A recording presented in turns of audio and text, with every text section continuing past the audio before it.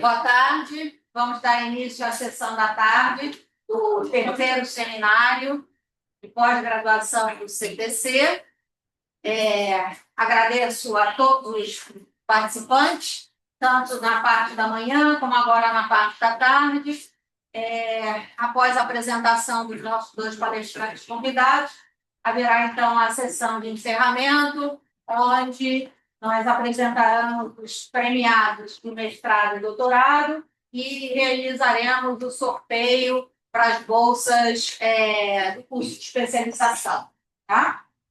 Então, é um prazer convidar o Ricardo Luther, da Civil da Federal de Santa Catarina, professor titular. Ele é formado na Federal do Rio Grande do Sul, em Engenharia Metalúrgica, e mestrado em Engenharia de Minas Metalúrgica, também na Federal do Rio Grande do Sul, com doutorado em Electrical and Electronic Engineering, na Universal Western Australia. Então, tem um perfil bem diversificado, ótimo para o nosso contexto do CTC como um todo. Tá? Ele trabalha, o doutorado dele, foi no Instituto de Energia Solar e Sistemas na Alemanha e na Universidade da Austrália, que eu já tinha mencionado. Ele é o coordenador do Laboratório de Fotovoltaica, no grupo de pesquisa de estratégia de energia solar da Federal de Santa Catarina.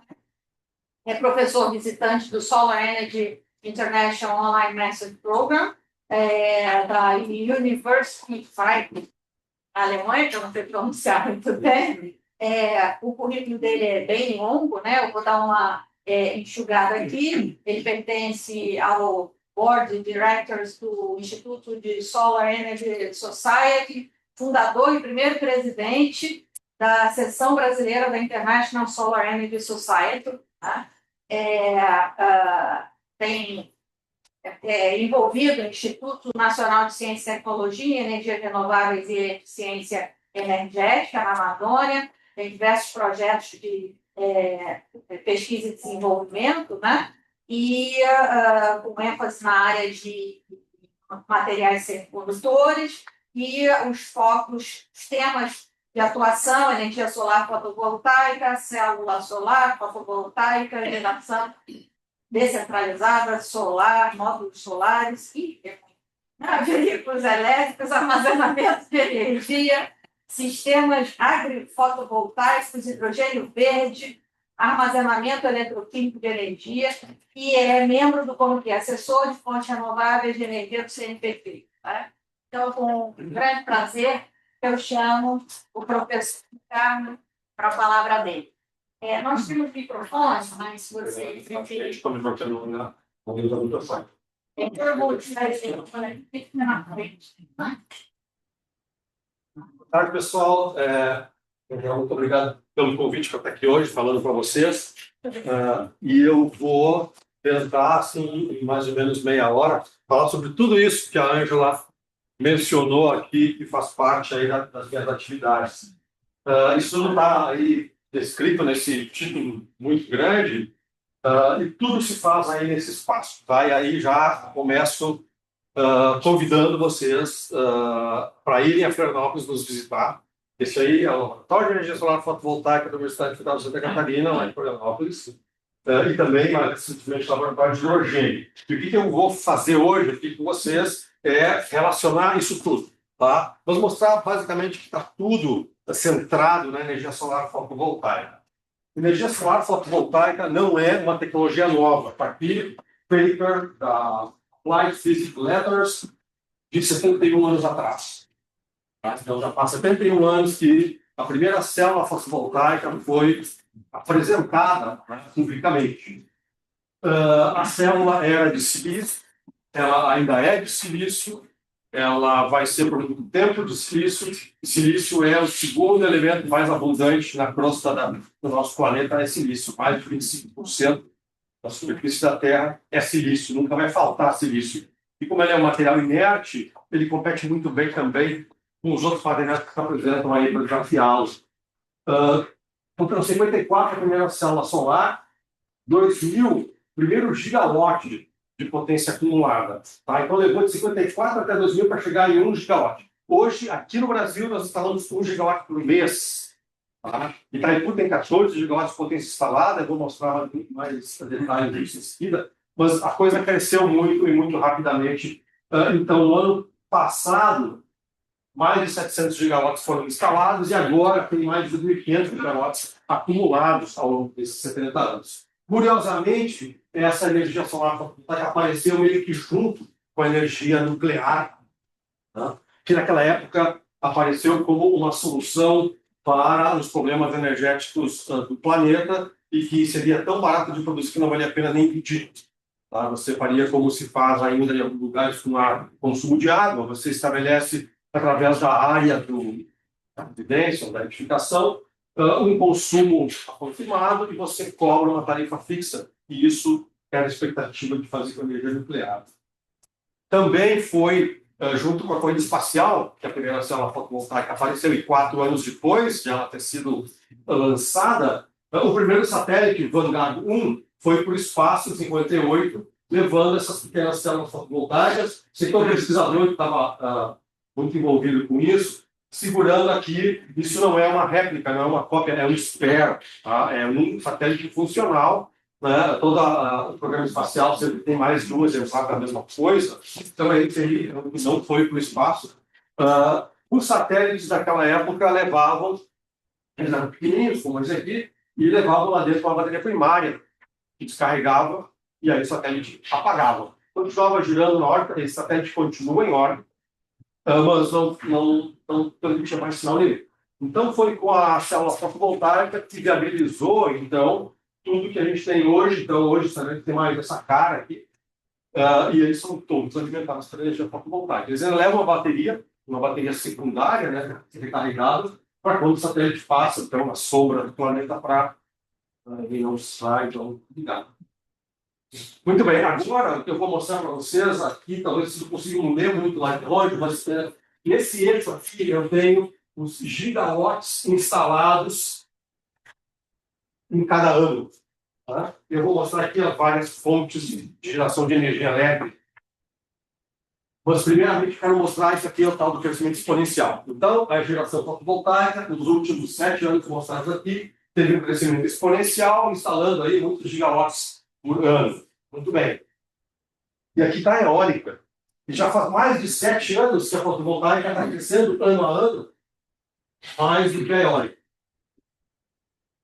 E já faz esse tempo todo também, e a geração fotovoltaica cresce mais do que a soma de todas as outras, mesmo as convencionais. Tá? Essa barrinha verde clara, aqui do ano 22, ela é igual à soma das verdes claras aqui de 22 de todas as outras fontes de geração de energia elétrica combinadas. Vamos somar 23 agora. 23 é a barrinha vermelha. Pois bem, a barrinha vermelha do fotovoltaico de 23, ela é maior do que o dobro da soma de todas as outras combinadas. Quando a gente adiciona 24, a barrinha vermelha dá mais de 2,5. Tá? O fator, então, do crescimento naquele ano em relação a todas as outras. Agora eu vou mudar o eixo aqui, e não é mais o que cresceu por ano, mas é o acumulado. Tá? Desde que aquela fonte de energia passou a ser usada para gerar energia elétrica para o consumo do mundo. Então, em 2017, a soma de todas as usinas fotovoltaicas do mundo ultrapassou ou encostou a soma de todas as usinas nucleares. Ressalvo aqui, isso é a potência instalada, não é energia gerada, tá? O fator de capacidade tem que ser levado em conta aí, mas em termos de potência instalada, que é o parâmetro usado para comparar fontes em termos de mix energético do país.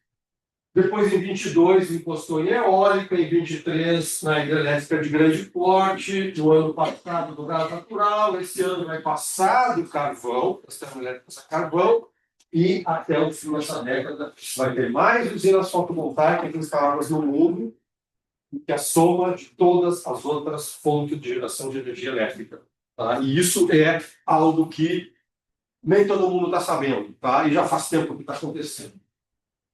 E o motivo por que isso aconteceu, ou está em curso, não é porque é uma fonte bonitinha e com um pouco de impacto ambiental. Ela é tudo isso, mas o motivo principal é custo. Aqui está o famoso LCOE, né, custo nivelado de energia, que há 15 anos atrás era a fonte mais cara, e muito mais cara do que qualquer outra. E hoje é a fonte mais barata, competindo aqui lado a lado com a eólica, mas uma ressalva importante é que para a eólica ter esse preço aqui nivelado, cerca de $40 por megawatt-hora, ela precisa ser de grande escala. Tá? Tem que ter muitas turbinas de 7, 10, 16 megawatts cada uma num local com muito vento. Enquanto que o solar, a escala é importante. Com escala você reduz custos. Mas a instalação residencial ou em prédios, nos telhados das casas, ela também tem uma vantagem econômica muito grande. Primeiro, porque ela não está competindo com o custo de produção, ela está competindo com tarifa, aquela energia que a gente paga na nossa conta. E depois ela está fazendo uso da estrutura da edificação, estrutura física, como substrato, então, para as placas solares no telhado, e a instalação elétrica daquela mesma edificação para interface com a rede. E é uma usina que não ocupa espaço nenhum, porque está usando um telhado já existente. Então, essa é a razão pela qual tudo que eu mostrei antes está acontecendo. E aqui uma coisa que vem na sequência. Armazenamento eletroquímico de energia em baterias de lítio, principalmente, puxado muito pela mobilidade elétrica, os carros elétricos, está trilhando um caminho semelhante. Então, deixa eu guiar vocês aqui. No eixo da esquerda, são de novo gigawatts, são as barrinhas azuis, da produção de fotovoltaicos em cada ano. E esses pontos aqui, os laranjas, são o preço da bateria de lítio, e os verdinhos são do fotovoltaico. Mas eu leio nesse eixo da direita aqui, que é valor percentual do que custava há 15 anos atrás. Então, 15 anos atrás custava 100% do que custava há 15 anos atrás. Hoje, fotovoltaico custa 5% do que custava há 15 anos atrás. Bateria custa 8% do que custava há 15 anos atrás. Então, essas reduções de custo são o motivo pelo qual essas tecnologias estão começando a dominar. E no caso das baterias, vão ajudar muito mais, porque as fontes intermitentes, como solar e eólica, elas estão chegando num nível de penetração em diversos mercados, onde a intermitência começa a ser um problema grande. Eu não posso ter uma matriz energética que está baseada em fontes intermitentes, eu preciso de base. A gente tem a nossa base, a Itaipu é uma grande base, todas as usinas elétricas brasileiras, mas o armazenamento eletroquímico de energia em baterias. E as baterias de lítio, vou falar mais sobre elas, porque elas vão vir muito atreladas com a mobilidade elétrica, são uma solução importante. E, de novo, é sempre custo, custo, custo. Tá? É o cifrão que manda. Aqui nós temos a situação do Brasil. O Brasil, somente em 2012, estabeleceu legislação que permitisse a conexão de pequenos geradores, ou de qualquer gerador fotovoltaico na rede elétrica.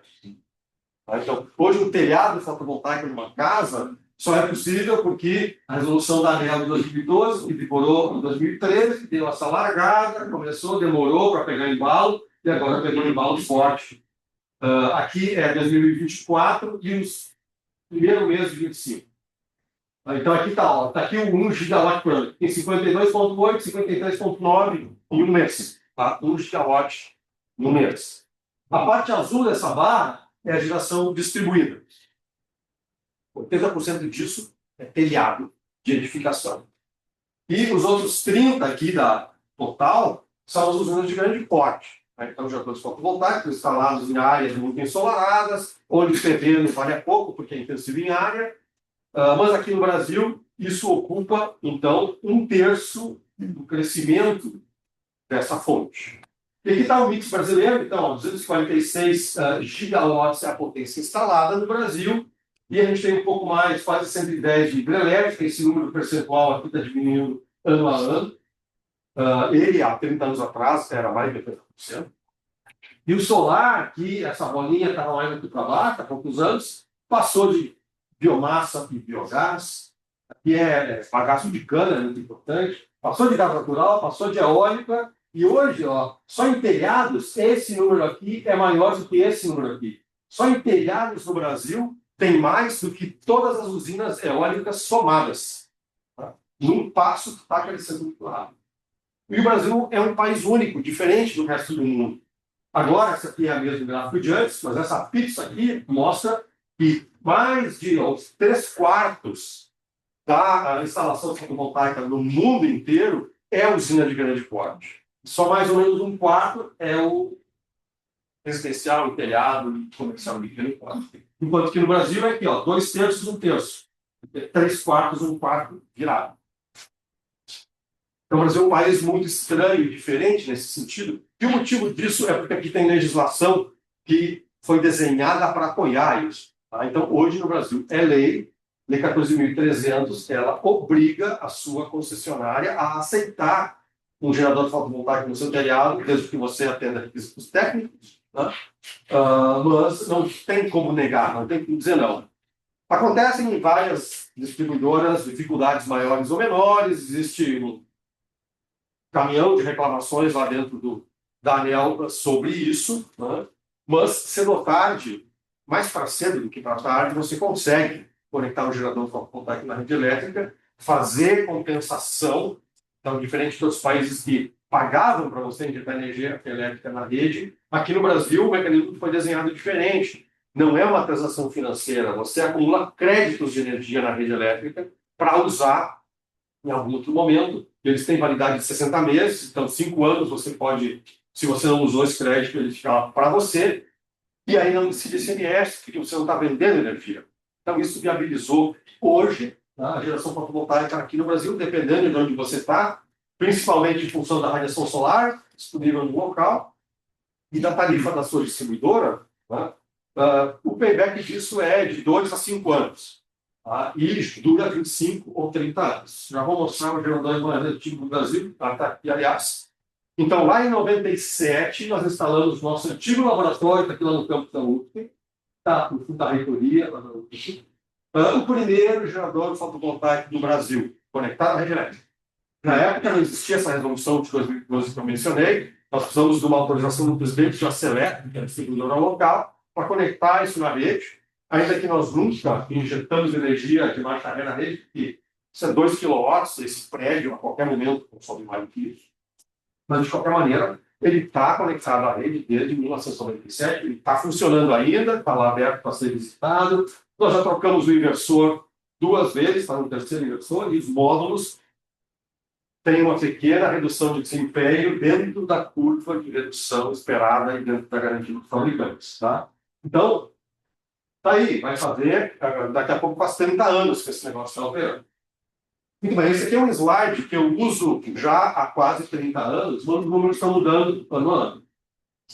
Itaipu, a maior usina hidrelétrica do Brasil, foi a maior do mundo por muitos anos. Três Gargantas, na China, tem uma potência instalada maior, mas normalmente, dependendo do regime hidrológico do ano, a gente gera mais energia em Itaipu do que nas Três Gargantas. China Three Gorges, né? Uma área inundada que é 3 vezes maior que Floripa. O dobro do país Singapura. Essa é a área inundada em Itaipu. E atende mais ou menos 15% da demanda de energia do consumo anual de energia elétrica do Brasil. Agora eu vou pegar esses mesmos 1.350 km² e vou rechear eles de placa fotovoltaica flutuante. Tem uma loja de tamanho. Vai dar uma potência que é 14 vezes maior que Itaipu. 270 gigas. Mas como eu não represo o solo, tem sol de noite, então eu não vou gerar 14 vezes mais, mas ainda assim vou gerar assim, o equivalente a mais de 5% da energia elétrica consumida no Brasil. Se eu fizesse isso. Vindo lá de Itaipu, com placas fotovoltaicas. Longe de sugerir qualquer coisa parecida com isso, a ideia aqui é só dar para vocês uma perspectiva de potencial. Mas tem muita gente séria falando disso. Aqui no Brasil também. Fotovoltaico flutuante é uma das tendências da tecnologia.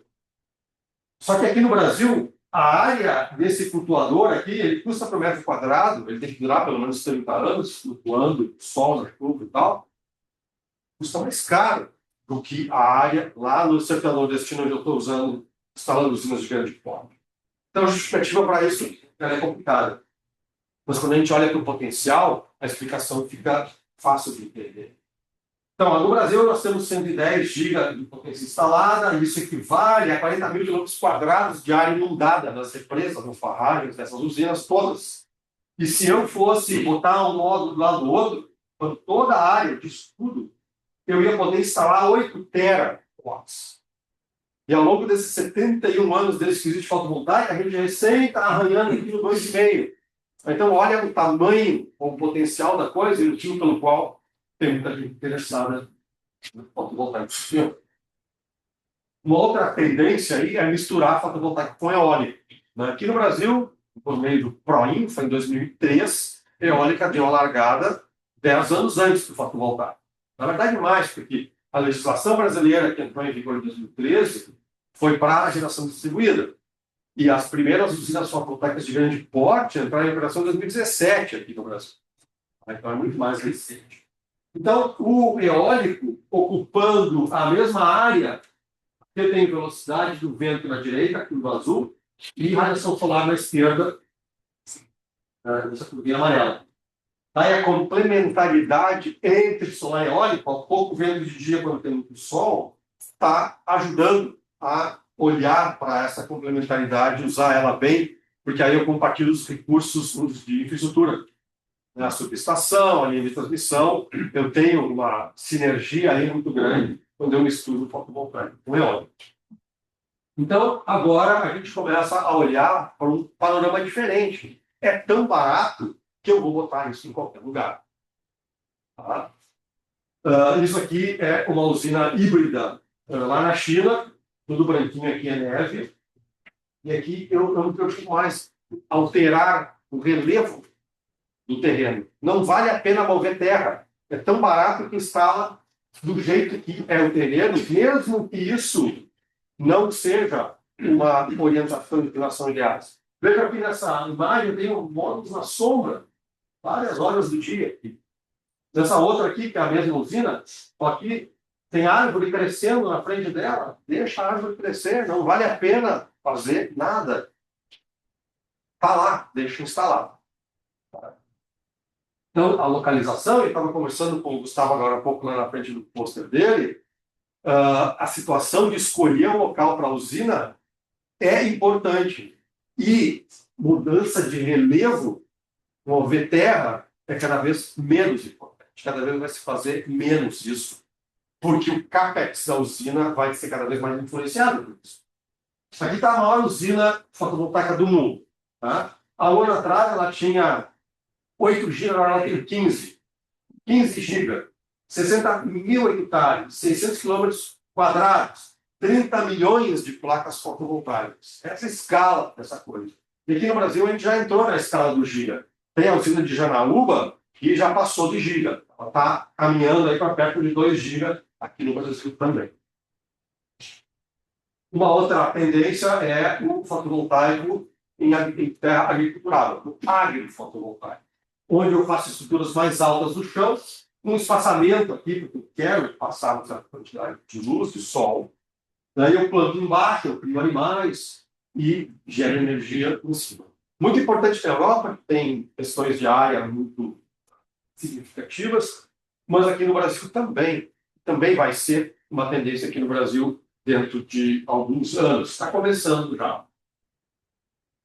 Caminhando agora para a mobilidade elétrica e o armazenamento de energia, porque eu quero grudar isso tudo.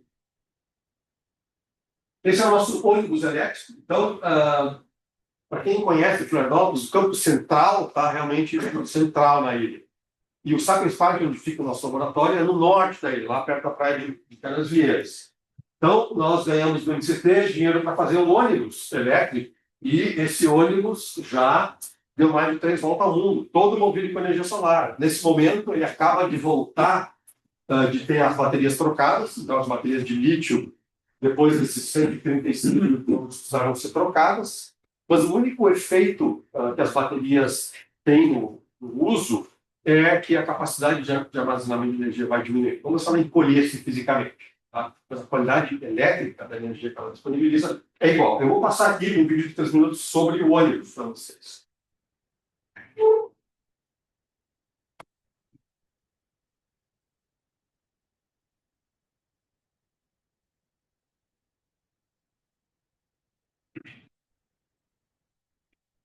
No teste, tudo funcionou. Você botar o mouse em cima do vídeo, não aparece o botão de... Então, normalmente aparece uma barra por baixo, né? Eu tô com o mouse em cima do vídeo. Volta no slide e entra de novo nele. Fica fora do PowerPoint. Clica com o mouse no PowerPoint. Vou com o mouse em cima.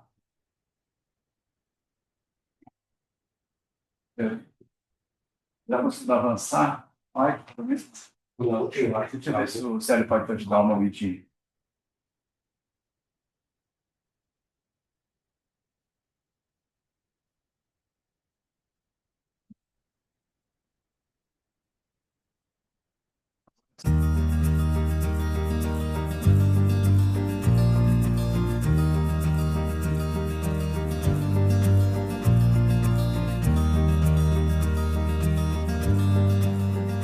Nós estamos no ônibus elétrico da Universidade Federal de Santa Catarina.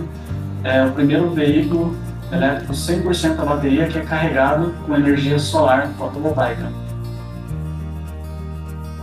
A energia solar não está integrada no veículo, ela está integrada na nossa edificação e todo o saldo energético que é injetado para a rede é usado para o veículo para ser carregado para fazer os translados dos Sapiens à UFSC.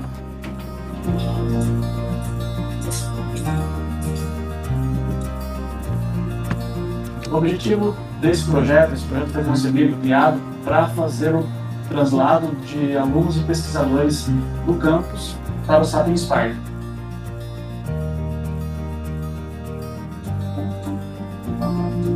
É um trajeto de 26 quilômetros, então nós precisávamos de um transporte mais eficiente, que pudesse trazer a equipe de forma que pudesse empregar esse tempo em trabalho.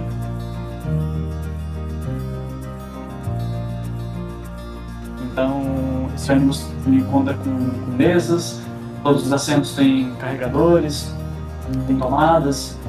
Então, ele é uma estação de trabalho móvel, né? Ao longo desse trajeto que leva cerca de 35 minutos.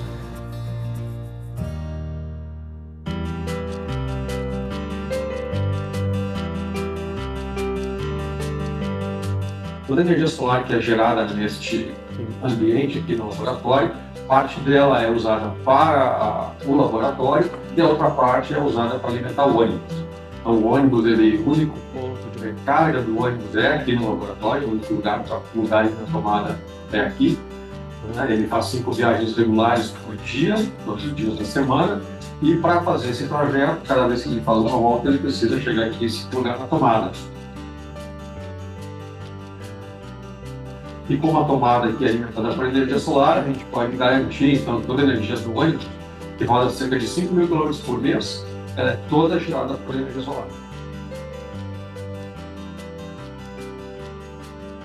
Então, acho que veículos elétricos, mais especificamente ônibus elétrico, é sim o futuro do país, é o futuro do mundo, e ainda mais quando associado a energias alternativas.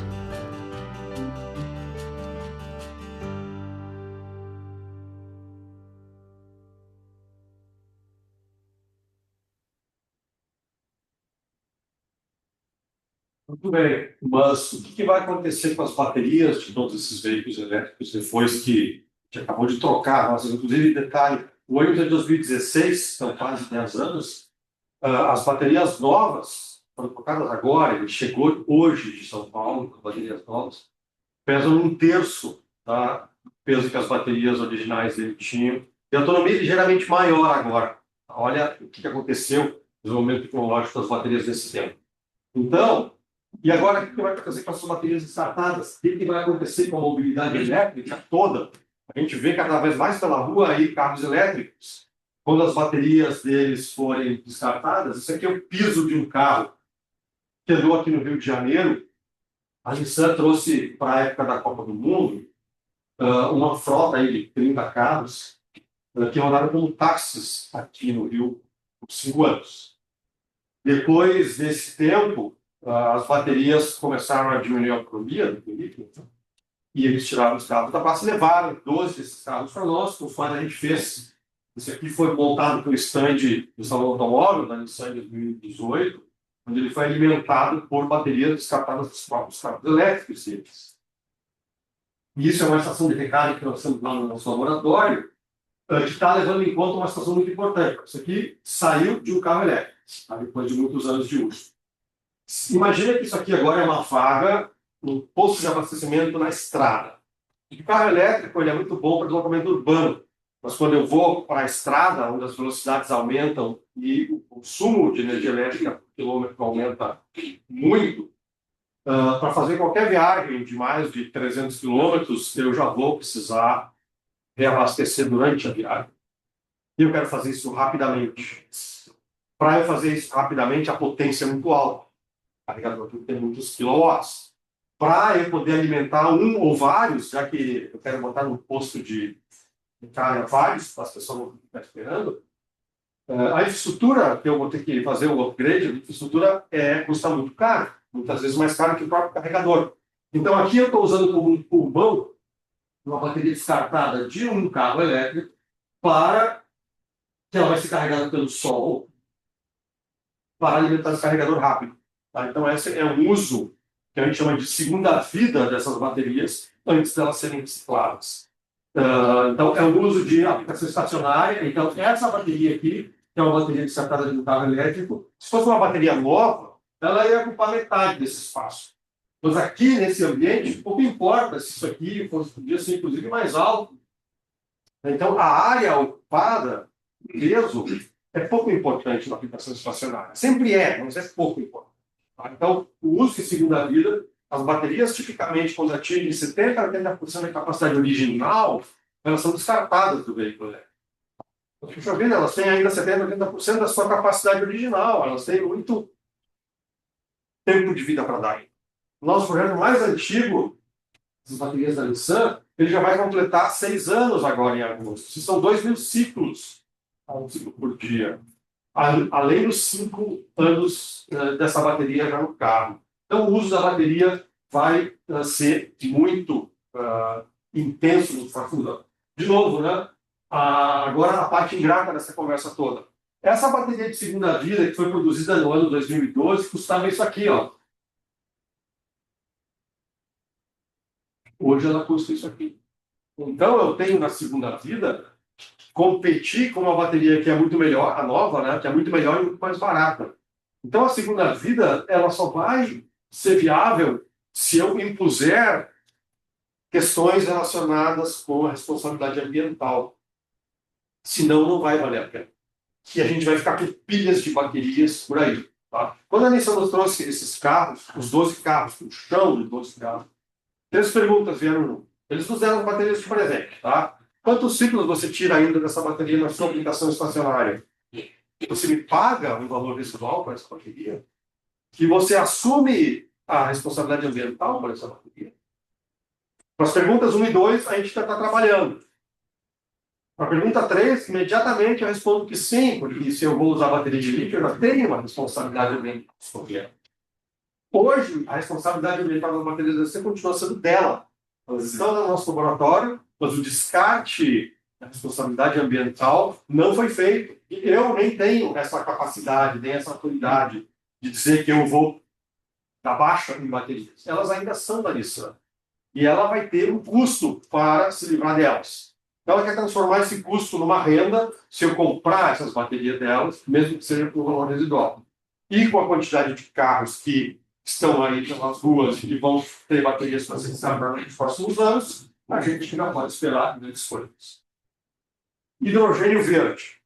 Rapidamente, aqui só pincelar alguns conceitos para vocês. O conceito de hidrogênio verde está baseado em 2 questões principais. Tem que ser eletrólise de água, quebrar uma molécula de água, que é um processo super energointensivo. 70% do custo da eletrólise é energia elétrica, e essa energia precisa ser renovável. Eólica, solar, hidrelétrica, biomassa. Aqui no Brasil, a gente está pintando esse verde de tons, mas na Europa o verde ainda é verde, e em breve a energia que vai ser usada no eletrolisador vai ter que ter sido gerada na hora, na última hora, dentro da última hora em que eu estou fazendo a eletrólise. E tem que ser usina nova. Eu não posso pegar Itaipu ou essas usinas todas que já tem no Brasil, que eu mostrei antes, para fazer hidrogênio verde com ela. Não vale. Não vale, porque essas fontes já estão gerando energia para o consumo nosso aqui do país. Para eu fazer hidrogênio verde, eu tenho que botar nova capacidade de geração dedicada aqui. Então, o hidrogênio verde agora começa aqui em dólar por quilo, ou euro. Tá? Esse eixo aqui vai ser sempre dólar ou euro por quilograma. O hidrogênio verde ó, custa muito mais caro que o hidrogênio fóssil. Aí gás natural, carvão, captura e armazenamento de carbono, tudo isso está por aqui assim. E esse cara custa muito mais caro ainda.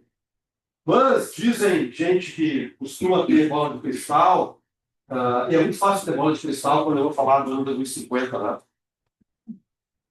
Mas esses caras aqui, super alta refinação, não previram aquela curva de redução de custo do fotovoltaico que eu mostrei antes. Não previram. Ninguém previu.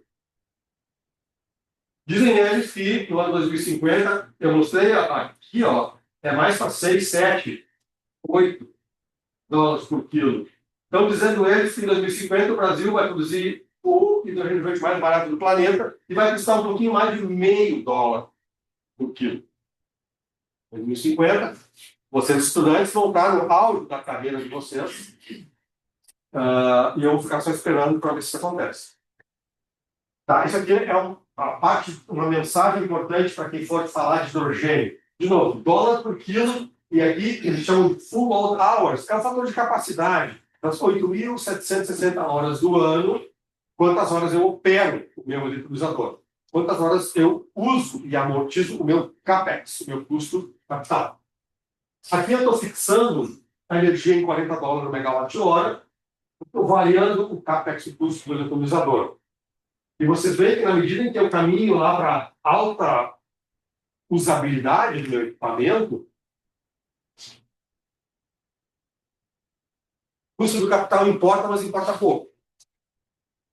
Agora, desse outro lado, os mesmos eixos, mas agora eu fixei esse valor médio do custo de capital, eu estou variando por energia, até energia grátis. E aqui essas curvas mostram que, a partir de um certo... O custo da energia sempre vai ser determinante. Sempre vai importar, e sempre vai importar muito. É o custo da energia que vai definir isso tudo. Tem muita gente aqui no Brasil querendo usar a sobra do solar eólico para fazer hidrogênio. Para mim, isso não faz sentido. Alguém vai ter que me explicar isso. Como que eu vou com a sobra? Como que eu vou com a sobra caminhar para cá? Não consigo.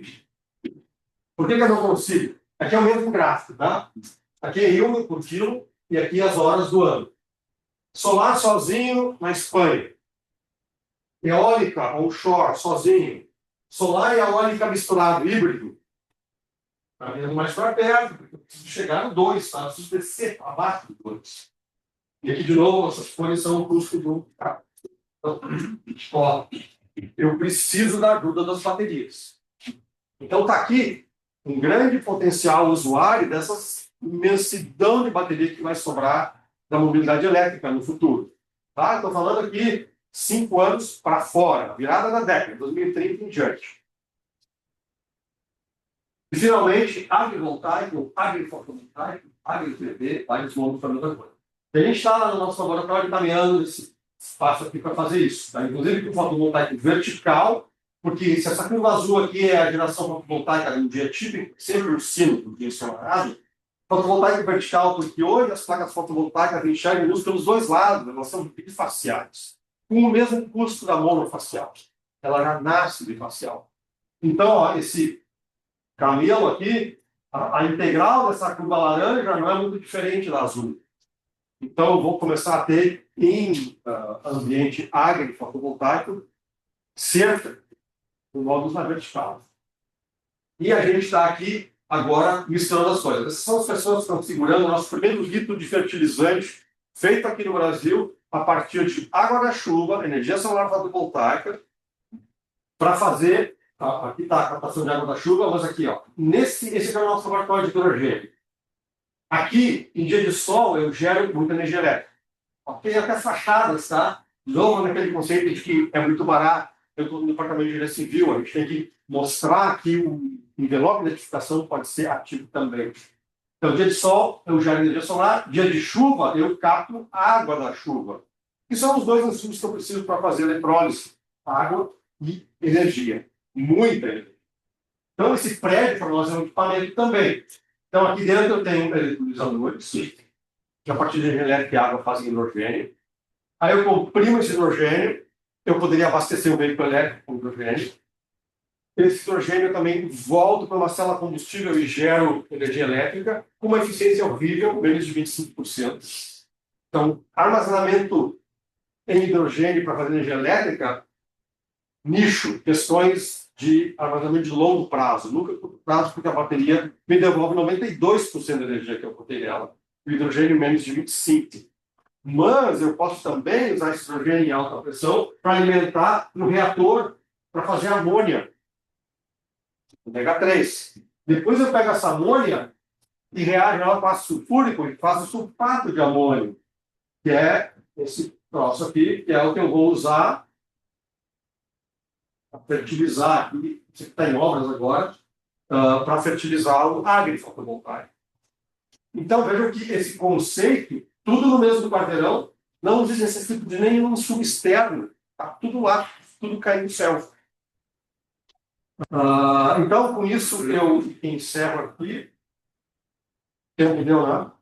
Agradeço pela atenção de vocês, fico aberto para perguntas, muito obrigado.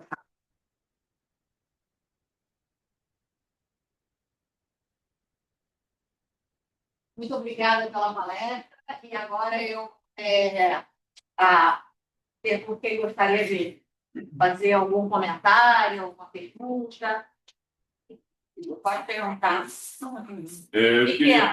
Eu queria perguntar sobre a questão, um pouco mais sobre aquela questão de reutilização de baterias usadas, sobre a autonomia do veículo, como que vocês se utilizam ela até o fim da vida útil. Tá, o problema do carro elétrico é que as baterias estão melhorando cada dia. Tá? Então, o carro até 2012 tinha 160 km de autonomia novo.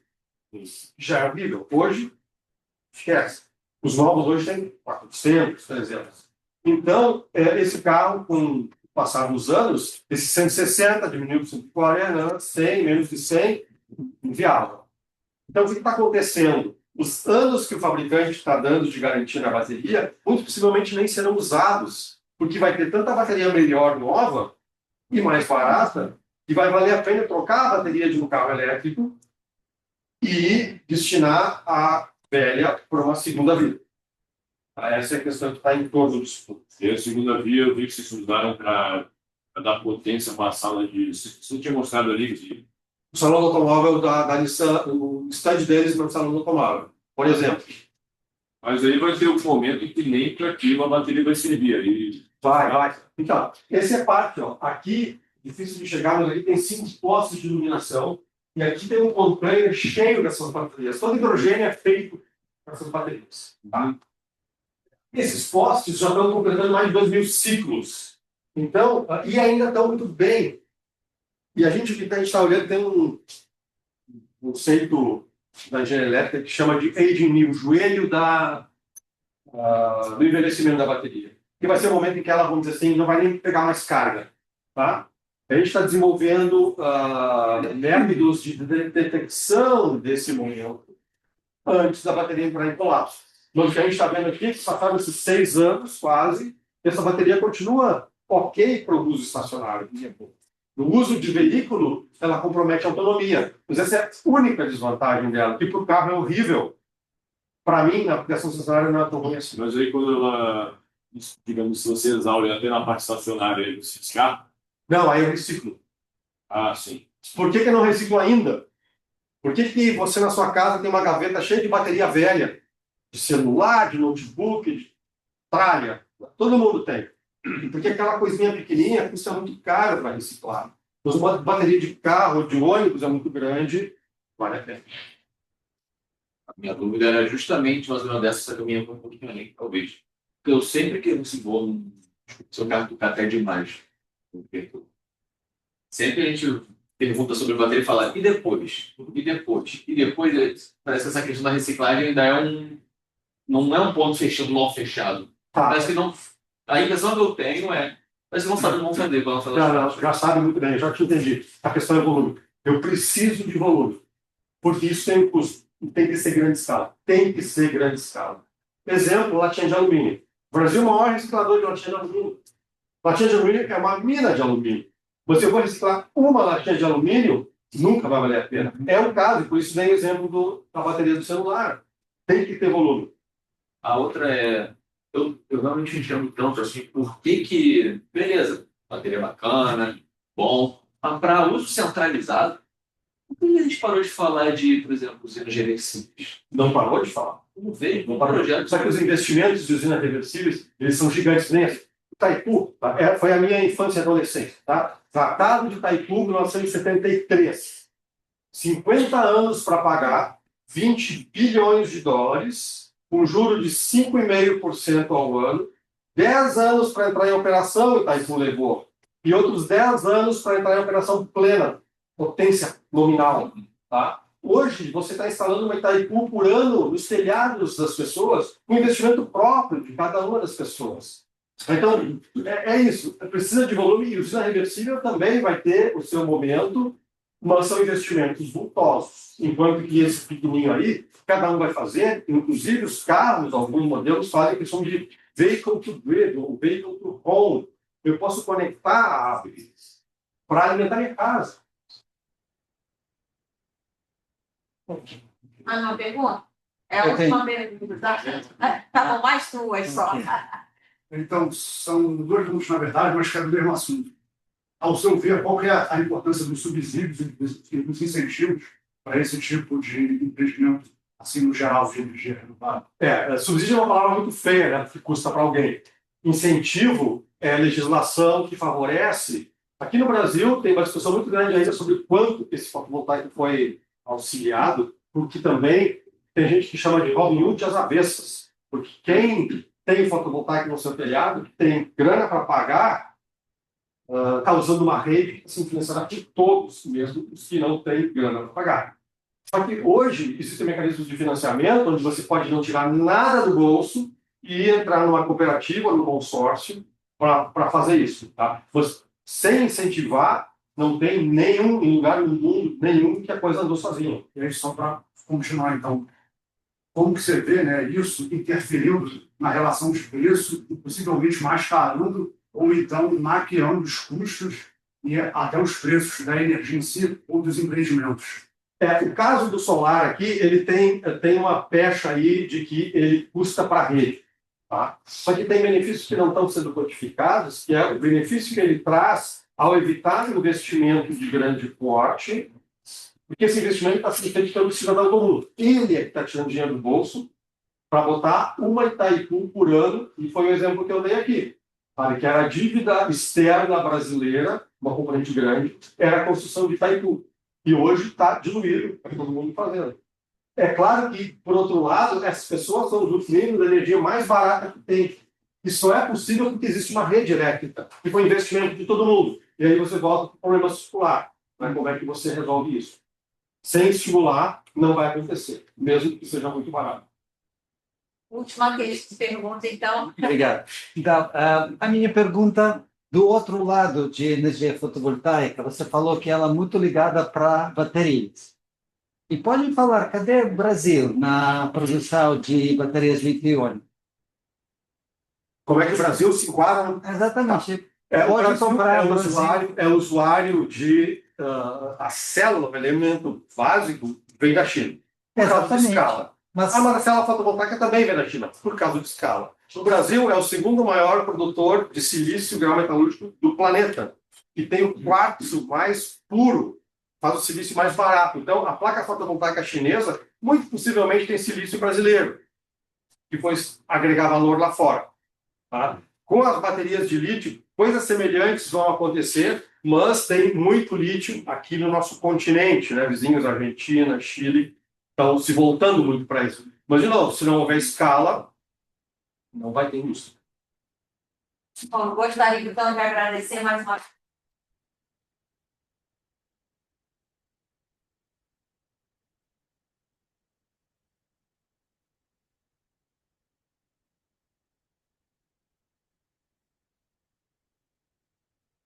Muito obrigado. Eu gostaria agora de chamar a nossa próxima palestrante.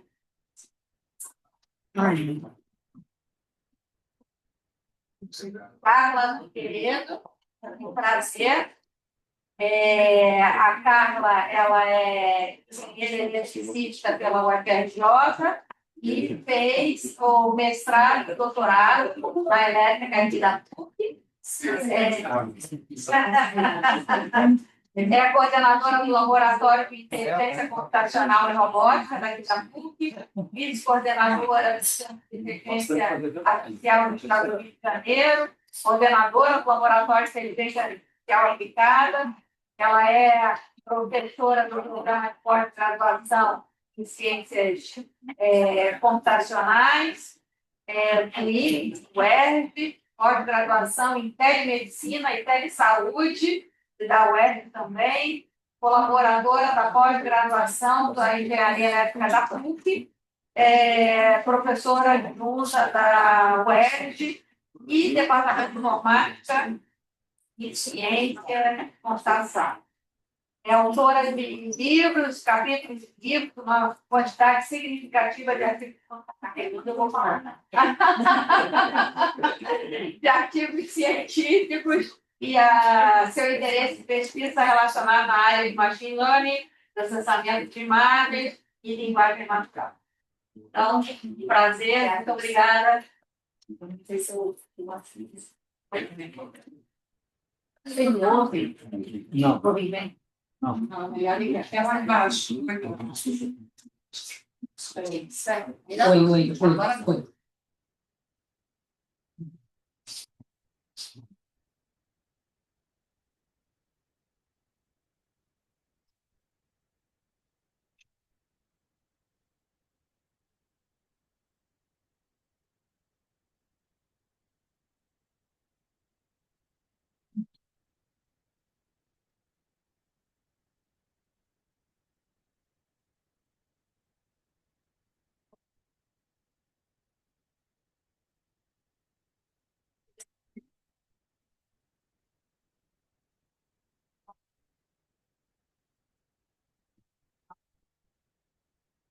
Bom, gente, boa tarde. Eu agradeço o convite. Na realidade, eu estou fazendo tentativa de substituir a Mar. Ela está recebendo uma pessoa aí do MCPI. E, bom, enfim, a gente coordena junto o laboratório há bastante tempo na PUC, né? São 30 anos trabalhando na área de machine learning, quer dizer, um pouquinho mais. E aí, vi a palestra do Ricardo. Eu não entendi bem se esse é civil ou eletricista. Eu sou lotado de departamento de engenharia civil, eu sou doutorado em direto. Pois é, eu tenho formação, eu sou geneticista de formação. E aí migrei para a área de computação há um pouco mais de 30 anos atrás, e especificamente para essa área que vocês estão chamando de inteligência artificial. Então, eu vou pedir para vocês colocarem o cinto, eu vou ter que correr, tá? Porque é muito slide para pouco tempo. Bom, isso aí é só para a gente esquentar os nossos tamborins aqui, para falar que a área de inteligência, né, de máquina, ou fazer máquinas tornarem-se inteligentes, é um certo exagero, né, vamos dizer assim. Mas marketing é quase tudo, né? Então, é uma área que está tentando, na realidade, tornar isso cada vez mais verdade, ou mais verdadeiro, mas ainda não chegou lá, né? Então, o objetivo dessa área é tornar sistemas interpretáveis, né, de forma adequada, né, aprendendo a partir de dados. Ontem, por acaso, eu fiz uma reunião com uma médica neurologista, psiquiatra. Aliás, os médicos, de uma forma geral, descobriram a área, então estão absolutamente desesperados e, por outro lado, fascinados. Mas uma coisa que, assim, para a maioria das pessoas ainda é um pouco complicada é entender que esse aprendizado ele não vem exatamente das pessoas, mas sim dos dados, né? Então, obviamente, se você pensou, se eu tenho um dado ruim, eu estou frito de verde e amarelo? Sim, está frito de verde e amarelo. Bom, então, os nossos objetivos, na verdade, é aprender a partir desses dados e atingir objetivos, né, em tarefas e, obviamente, ter a maior flexibilidade possível. Então, essa é uma área ou um campo e aí eu vou mostrar uma figurinha daqui a pouco, que vai situar essa área aí da forma que eu acho que é mais adequado a gente pensar e a gente entender, né? Então, é uma área que está associada a um conceito de máquinas que eu gostaria que pensasse como se fossem pessoas, né? E é isso que eu falo que está um pouquinho longe. E o objetivo disso tudo é fazer esse aprendizado para que, obviamente, ele resolva problemas, né? É para isso que a gente está trabalhando com essas técnicas. O objetivo final é resolver problema. E aí, aqui essa figurinha que eu falei, que eu acho que eu sempre coloco, inclusive, ela bem maior no slide, para mostrar para vocês que, na verdade, tudo isso que a gente faz, né, se concentra basicamente, né, aqui, nessa laranja, que obviamente não está em escala. Então, o que a gente faz é machine learning, né? E, claro, tem uma sinergia com muitas áreas, né? A ciência de dados está inserida nesse contexto, Big Data, quando é necessário também, e hoje a gente está percebendo que cada vez a gente consegue executar e fazer e trabalhar com menos dados. Bom, então, aqui está uma outra maneira de pensar, em que você tem a ideia da área de inteligência artificial e a inteligência computacional, como originalmente a gente chamava. E nessa área a gente concentrava três principais, vamos dizer assim, técnicas, algoritmos, né, áreas, sub-áreas, que viram, na verdade, ou se tornam o pilar de tudo isso que a gente tem feito atualmente. Bom, machine learning, então, a gente está falando de a ideia de dotar máquinas ou algoritmos com capacidade de aprender autonomamente, né, a partir dos nossos dados, sem, obviamente, ser programado especificamente para isso. E a inteligência computacional, ela, na realidade, ela está relacionada a esses algoritmos que fazem parte desse tipo de visão também, ou de área, ou de subdivisão aqui para a gente, e que tem relação com inspiração biológica. Tá? Então, todos eles têm ali alguma inspiração biológica que fez ou que fomentou o início desse processo todo. Bom, então a gente tem as redes neurais, e aí a ideia de deep learning, porque a maioria de vocês hoje tomou conhecimento de inteligência artificial por conta de deep learning, mas, na verdade, lá nos primórdios era, né, a ideia de trabalhar com rede neural. Fuzzy, né, lógica fuzzy, e computação evolucionária. Então, esses três pilares, eles foram extremamente importantes para a gente, e eles, obviamente, continuam sendo, e eles, obviamente, hoje estão, né, turbinados, vamos dizer assim. Então, métodos computacionais inspirados na natureza que imitam ou tentam imitar as habilidades humanas, como percepção, raciocínio, aprendizado, evolução, adaptação, e muitas vezes, né, a lógica fuzzy, a computação evolucionária, a rede neural, mas também, por exemplo, a inspiração no sistema imune, né, nosso sistema imunológico, né, por exemplo, e também com modelos baseados em enxames, né, ou coletivo, abelhas, formigas, cupins. Então, sempre de alguma forma inspirado na biologia, tá? Então, fuzzy, neural, algoritmos genéticos e a hibridização desses algoritmos, ela tem tudo a ver com tudo isso que a gente faz. Ou seja, a gente tem neurônios biológicos, evolução biológicas, aspectos combinados, de todas essas três técnicas que a gente está chamando de técnicas base para o processo inteiro. Bom, essa pista de corrida aí que você está vendo ali, no meio, interligando vários temas importantes para a gente, ele só está aqui para a gente lembrar que isso não começou ontem, né? A gente tem uma ideia de que só depois que você ouviu falar do ChatGPT e usou o ChatGPT é que você achou que existia inteligência artificial, mas isso é um negócio bastante antigo, né? Bom, aí eu vou falar bastante brevemente aqui, mas isso tudo começou lá em 43, né, com o Pitt, que é o de óculos, e o McCulloch, que na realidade pensaram nessa possibilidade, né, e obviamente agregando lá o apoio do Alan Turing, que foi fundamental.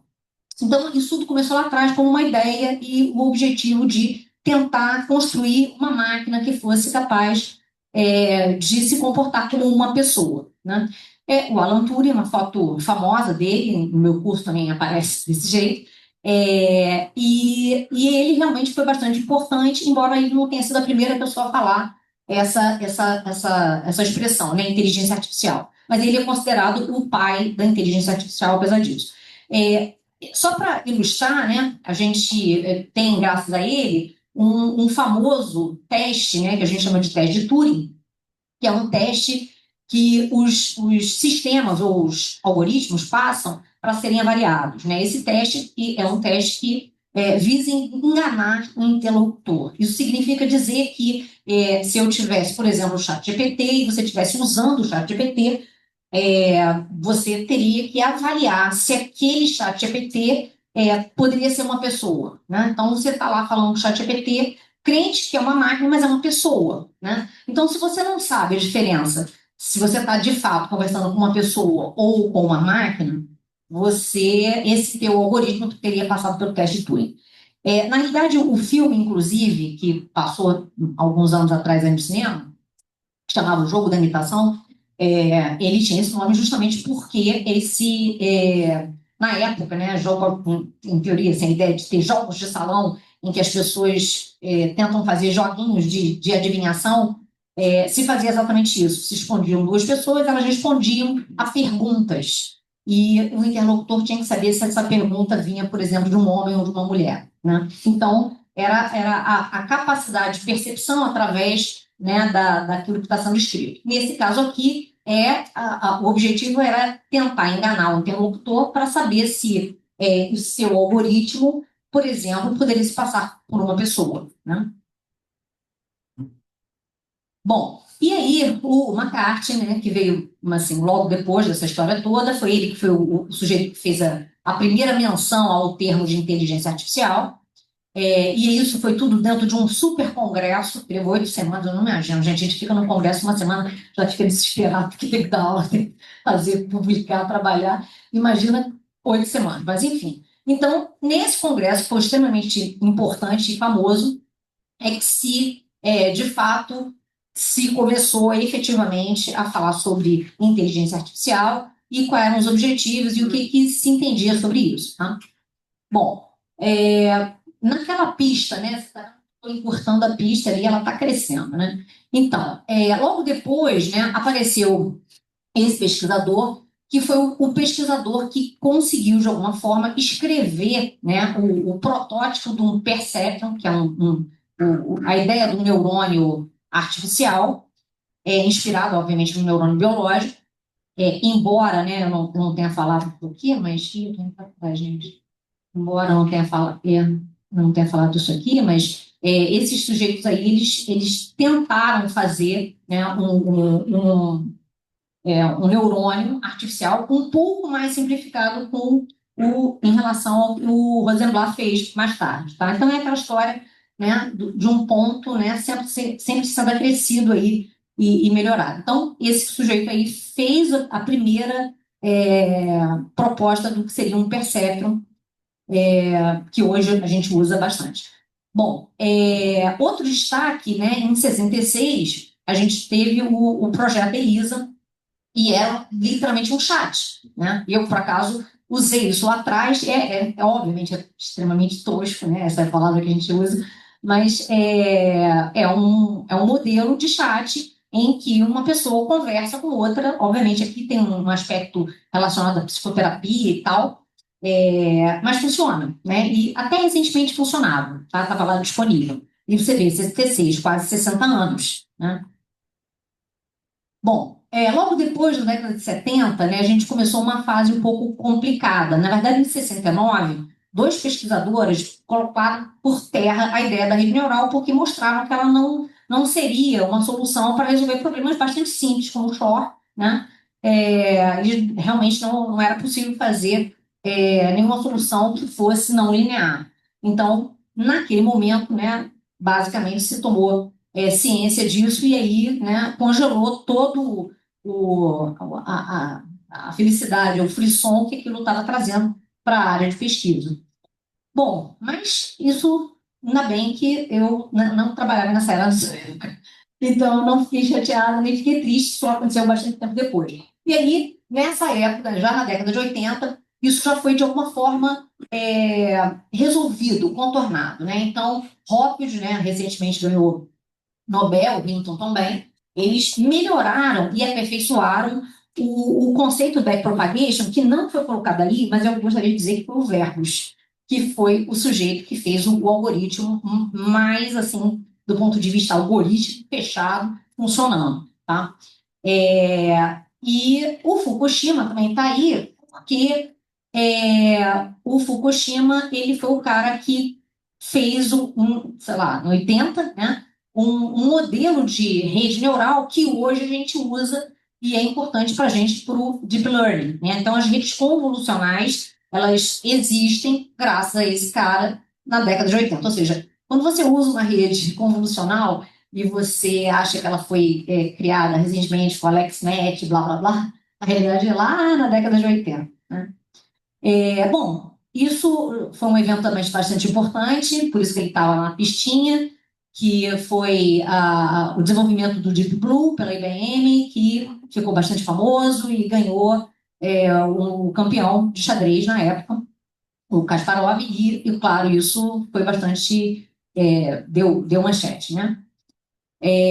Bom, nessa mesma trilha, né, e já tem bastante tempo, embora a gente só tenha chegado aqui, né, no lado de cá do continente mais recentemente, mas há bastante tempo, né, essas bases de dados foram construídas, né, a ImageNet e o modelo da AlexNet, que eu comentei agora há pouco, que foi um dos primeiros modelos, né, vamos dizer assim, baseado em rede neural, inspirado lá no projeto lá do Fukushima, com a intenção de fazer com que esses modelos fossem capazes de identificar muitas imagens diferentes, 20 mil classes de imagens diferentes. Então, nesse ponto, eu vou dar uma pequena parada só para lembrar o seguinte, né? Isso tudo só é possível, por quê? Porque teve braço para anotar, né? Então, são duas componentes que eu considero bastante importantes, não estão aí, que é dado bom, né, anotado, e máquina. E isso aqui. Sem isso, a gente não teria chegado onde a gente está hoje. Então, não é simplesmente ter o modelo, ter o algoritmo, mas eu tenho informação e dado bom, e principalmente máquina para executar. Outro evento também bastante importante foi essa competição, que é famosa e de longa data, né? Tem versão americana, inglesa, sei lá. E aí, enfim, o modelo do Watson, por exemplo, ganhou de humanos, talvez não seja tão difícil assim, né? Mas ganhou de humanos e isso, obviamente, também deu manchete. Bom, agora eu estou trazendo algumas informações mais recentes que nos atingem literalmente o segundo problema aí que eu acho que está na cabeça de todo mundo, que é a questão de legislação, né? Ou seja, a gente tem uma máquina que está, obviamente, sendo construída pela gente, mas tomando decisões e as pessoas se perguntam de quem é a culpa se o computador tomar uma decisão que não é a mais adequada, por exemplo, né? Então, a gente tem que levar em consideração que quem faz o modelo, né, ou quem faz a solução, ele não está automatizando o processo da decisão. A decisão é sempre de alguém, né? Alguém observa o resultado, observa a solução e toma a decisão. Então, mas, naturalmente, as leis são necessárias e elas precisam guiar para tornar menor o risco, mais transparente, né, as informações, os resultados. Obviamente, questão de direito autoral, recentemente, ano passado, teve uma greve nos Estados Unidos, até por causa disso, e faz bastante sentido. E, claro, o vazamento e problemas que você tem com bases de dados mal calibradas ou mal organizadas, mal balanceadas, que trazem problemas para o desenvolvimento e a solução que você está se propondo a conquistar. Bom, claro que eu vou chegar no ChatGPT, e o ChatGPT, ele realmente revolucionou, porque né, as empresas juntaram dinheiro suficiente para comprar GPU, jogar tudo numa máquina, num laboratório e treinar um modelo com braço, né, muito braço, para rotular tudo isso e conseguir resolver o problema. de se comunicar muito melhor do que muitos brasileiros, né? Então, a gente hoje tem uma ferramenta que, né, escreve em português, responde em português, ou qualquer outra das 14 línguas, se eu não me engano, ela é bastante proficiente, e responde adequadamente. Na época, as pessoas falavam assim, nossa, mas gente, olha só, a máquina responde e você consegue entender muito bem. Então, assim, antes de mais nada, é uma máquina que fala uma língua, independente de você ou independente de qualquer coisa, que aprendeu uma língua, né? Então, a questão de eu vou responder adequadamente ou corretamente é só uma questão de tempo. Só isso. E, aliás, sempre foi essa a questão. Tempo e dinheiro. Só. Né? Aí alguém juntou dinheiro suficiente e construiu a máquina. Antes que alguém pergunte de psique, chinês, né? Sim, claro, depois de alguém fazer, melhorar é sempre mais fácil. Então, ok, dá para melhorar, com certeza, e vai continuar sendo assim, e vai continuar melhorando. Então, o ChatGPT é um modelo de linguagem, né? Uma arquitetura, né, baseada no transformer, que, por incrível que pareça, não tem nada de convolucional. É uma MLP, Perceptron, igualzinho que eles que eu mostrei lá no início. Você vê como é que é a coisa, né? O sujeito criou um Perceptron lá atrás, aquilo evoluiu de diferentes maneiras, e hoje a gente usa uma ferramenta, uma super ferramenta, né, baseada no Perceptron. Bom, isso aí é uma foto também antiga, né, mostrando várias tecnologias baseadas em transformers, ou seja, o que é que esse cara fez, né? Isso aqui realmente é a coisa assim, mais significante que eu entendo dos últimos tempos, né? Inclusive, com um título de paper bastante revolucionário, né? Bastante diferente do que a academia costuma fazer, né? Aqueles títulos, né, adequados, né, com todas as letras, né? Então, o título do paper é um questionamento, né? Então, isso para a gente da academia já é uma certa revolução. Mas ele foi responsável por tudo isso. Bom, só para ter uma ideia, né, essa coisa do ChatGPT, obviamente ela também não começou ontem, e aqui a ideia é de botar esse cronograma aqui para você ver que, né, quando a gente enxergou, a gente já estava ali no finalzinho, né? Mas ele passou por várias etapas e, como eu falei, não depende apenas do modelo, né, da arquitetura, mas precisa de braço. Eu preciso de dado, e preciso de dado, né, para melhorar, anotado por pessoas, né? Então, eu preciso de máquina, claro, ali, você está vendo ali a quantidade de parâmetros que o modelo tem. Quando a gente fala de parâmetro para a rede neural, a gente está falando de peso. Estou falando de peso da rede neural. Hiperparâmetro, meus alunos que estiverem aqui, né, sabem que é outra coisa. Então, peso é o parâmetro, é aquilo que você tem que decidir o que vai ser a partir do dado para chegar no resultado. Então, sim, precisa de braço e recurso computacional para fazer isso. Ok até aqui? Eu não sei quanto tempo. Posso ir? Então, olha só, eu vou falar basicamente de duas áreas importantes para a gente, né, da área do laboratório. São modelos que a gente vem investindo nos últimos anos. Um tem a ver com fazer tudo isso de forma automatizada. Hoje, a maioria das pessoas usa redes neurais de grande porte simplesmente prontas. Ele pega e usa, ele é um usuário, né? Essa é um pouco a diferença de você criar um modelo novo, né, sem estar pronto, né, logicamente. Então, isso aqui, para você fazer um modelo do zero, mesmo que você use uma arquitetura já conhecida né, disponível, você tem que sintonizar esse modelo em cima dos seus dados. Então, para fazer isso, muitas vezes, né, a questão lá dos hiperparâmetros que eu mencionei é um problema. Então, a ideia de você desenvolver um algoritmo que ajusta esses hiperparâmetros de forma automatizada é importante, é interessante, principalmente porque poupa tempo e dá possibilidade para quem não sabe fazer, né? E a segunda frase ali, o Explainable Artificial Intelligence, é para tentar resolver o outro problema que a gente tinha normalmente com as redes neurais, que é o fato dela ser uma caixa preta, ou seja, ela responde, mas não te diz por que ela te deu aquela resposta. Isso faz parte do ser humano, né? A gente resolve o primeiro problema que a gente quer resolver, e aí a gente vai para o segundo problema, tá bom, agora me diz por que você respondeu isso. Respondeu certo, mas eu quero saber por quê. Então, tudo isso está relacionado com o Responsible AI, né?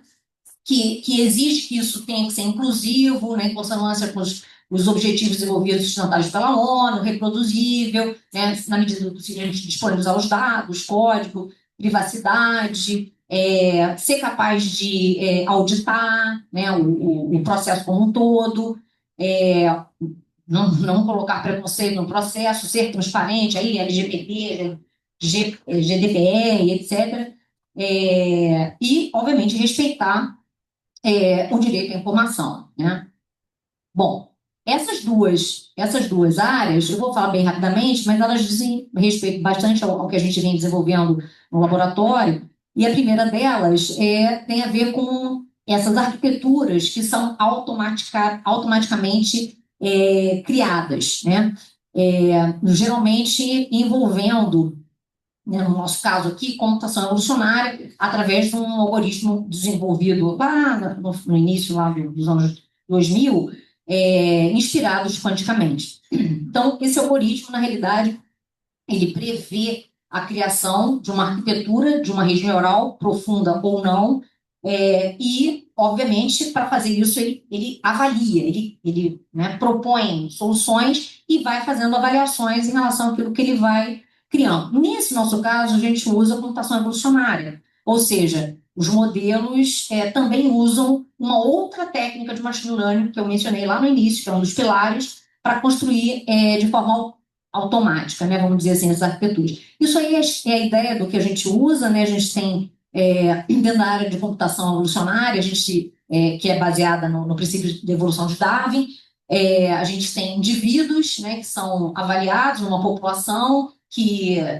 à medida de que ela, vamos lá, ela procria literalmente, né, você tem várias populações que vão procriando e vão gerando soluções. Então, eu tenho população de indivíduos que casam, procriam, morrem, e aí tem uma nova população que casa, procria, morre, e assim sucessivamente, e até que eu tenha uma solução que eu considero adequada, né? E essa solução é literalmente a minha arquitetura, né? Então, essa é uma técnica bastante interessante para a gente.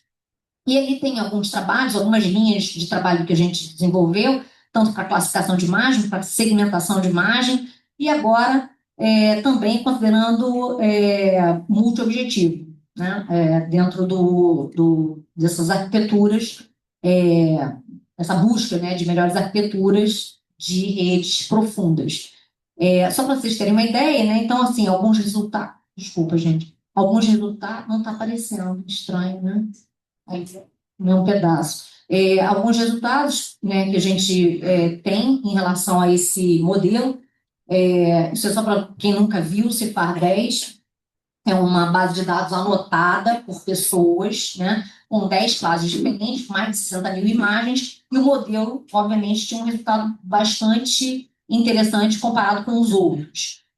Claro, mas a gente, né, usa benchmark, porque a gente precisa comparar com outros autores, mas a gente também tem aplicação de problemas reais e práticos, e ali você pode ver no cantinho os resultados que a gente obtém para, por exemplo, classificação de dado sísmico, e o que importa para a gente não é só a acurácia, o resultado, mas o número de parâmetros e, obviamente, o consumo, obviamente, não só de GPU, mas também de energia que está relacionada. Depois, um outro trabalho relacionando com segmentação semântica, né? Especificamente aqui para imagem, problemas de saúde, né? Na área de esse aqui é próstata, identificação de próstata, e ali identificação de câncer de fígado. Então, para quem não sabe o que é segmentação semântica, eu não quero classificar a imagem, eu quero identificar na imagem a parte que me interessa ou que é importante ser destacada. Então, o modelo ele aprende a classificar o pixel. a classificação em nível de pixel, tá? Então, isso também foi bastante interessante, os resultados que nós conseguimos. Esse aqui, na verdade, é a continuação desse trabalho aqui. A gente já teve um primeiro trabalho, esse aqui foi, por acaso, terminou esse ano. Então, a gente consegue resultados relativamente bons, né? Isso aqui é uma média de uma métrica chamada DICE, e ela mede o quanto a identificação da área importante acontece em relação ao rótulo, ao valor anotado. Então, é uma sobreposição entre aquilo que a máquina acha que é e o que de fato é. E, claro, a ideia de pensar em número de dias de GPU, né, e parâmetros associados é importante para a gente também. Então, depois o fígado, né, o resultado para o fígado. E, por fim, a ideia de algoritmos que também inspirados quanticamente, mas que tenham múltiplos objetivos, né? E aí, múltiplos objetivos é aquela outra área que a gente falou de computação evolucionária, que envolve funções, por exemplo, multiobjetivo, né, em que você quer atingir não só a melhor acurácia, mas você quer mais econômica, com menos tempo, menos recurso, mais barato. O objetivo também é utilizar arquiteturas buscando balancear todos esses aspectos, né, que eu mencionei. E os resultados recém-obtidos, o autor está sentadinho ali, mostrando que é possível, sim, reduzir a quantidade de tempo de GPU e, ao mesmo tempo, manter ou melhorar um pouco o resultado final. Ou seja, de novo, a ideia é reduzir, né, o custo, né, dessa arquitetura, né, para o resultado final. Eu não falei, mas tem uma outra coisa importante que eu acho que não estava nesse trabalho, né, Diego, que é a coisa de usar pré-treinado, né? Não está. Uma outra coisa que é importante é que o uso de arquiteturas que já foram previamente treinadas também ajuda a reduzir o tempo de GPU, que é algo que eu acho que também vai ser bastante importante e significativo para a gente. Bom, por fim, o Explainable Artificial Intelligence é algo também fundamental e é o que vem sendo questionado nos últimos tempos e a gente tem tentado contornar, né? Talvez essa seja a palavra mais adequada em relação às redes neurais, que é o desenvolvimento de solução que de alguma forma explique aquilo que o seu modelo tenta fazer quando ele classifica uma imagem. Então, se eu dissesse para você que isso aqui é uma imagem que indica uma área de metástase, por exemplo, numa célula, né? Na verdade, eu precisaria de alguém que dissesse que área é essa e a segmentação semântica, na verdade, ela tem tudo a ver com a área de explaining, tá? Isso aqui é um outro trabalho de doutorado, também lá do laboratório, e aí você vê que a gente tem imagens originais segmentadas, ou seja, alguém, um médico, né, com o conhecimento do especialista, delineou aqui na célula a região de interesse, né? E o objetivo da gente é desenvolver técnicas, modelos, que de alguma forma ajudem a identificar qual é a região da célula que tem aquele problema ou aquela anomalia, no caso ali, metástase. A mesma coisa que comparando com e sem artefatos na imagem, muitas vezes são ruídos que a imagem pode ter, né? E aí, para finalizar, a gente traz discussões aqui que tem a ver com os riscos no uso de IA, né? Seja por conta de viés automáticos, na hora que você toma decisões, né, que, na realidade, foram baseados num resultado black box, dados que podem ter viés, né, isso não tem muito jeito, ataques adversariais têm relação com o fato de você usar dados, muitas vezes, com pequenas diferenças no processo de treinamento e, principalmente, a questão da correlação com a relação causal, né? O objetivo é ter relações causais para observar, para entender e, eventualmente, observar relações ou correlações que esses dados possam ter, e não ao contrário, né? Bom, só para entender coisas que acontecem, né? Esse aqui é um exemplo em que uma pessoa treinou um modelo para identificar cavalos na imagem. Mas nessa imagem, nesse treinamento, existia uma legenda assim na imagem, que aparecia na imagem, né? E aí, apesar dessa legenda estar presente, ele conseguia classificar corretamente quando havia legenda e quando não havia legenda. No entanto, olha só que coisa interessante, nesse problema aqui, ele aparece um carro, numa outra imagem qualquer, e a legenda aparece também, né? Então, na hora que eu vou testar o modelo, por conta dessa legenda aqui, ele associa aquela imagem a um cavalo, porque muitas imagens foram usadas, tinham uma legenda quando aparecia o cavalo. O mesmo pode acontecer com outros tipos de imagem, principalmente na área da saúde, que é o que mais nos preocupa, né?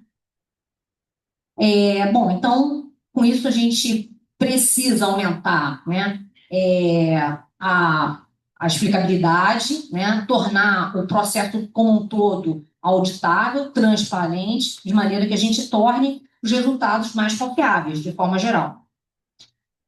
E aí eu finalizo aqui falando só de tudo que tem a ver com Explainable, dentro da área de IA, seja porque você aprende com a explicação, seja porque você justifica o seu resultado, né, seja porque você consegue avaliar melhor e você também consegue melhorar os seus algoritmos, os seus modelos, entendendo exatamente como é que ele funciona. E é isso. Obrigada.